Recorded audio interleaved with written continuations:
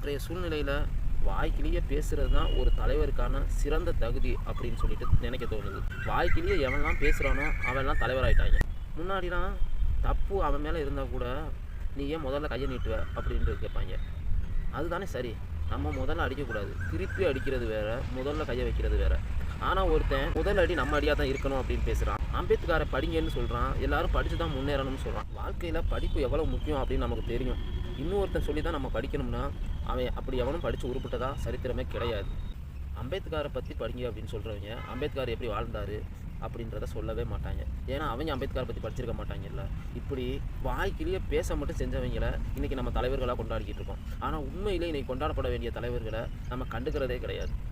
ஒரு கட்சி மாநாடு ஒன்று கொஞ்சம் நாளைக்கு முன்னாடி நடக்குது. நம்ம பசங்க யாருமே படிக்கிறதே இல்லை, நம்ம எல்லாம் வேஸ்ட்டாக போயிட்டோம், எல்லாருமே கேஸ் இருக்கு, இந்த மாதிரிலாம் இருக்கக்கூடாதுன்னு ஒரு ஸ்டேட்மெண்ட் ஒருத்தர் சொல்றாரு. அந்த பசங்களை அவ்வளோ நாள் வச்சிருந்தது யாரு? அவங்க தான்.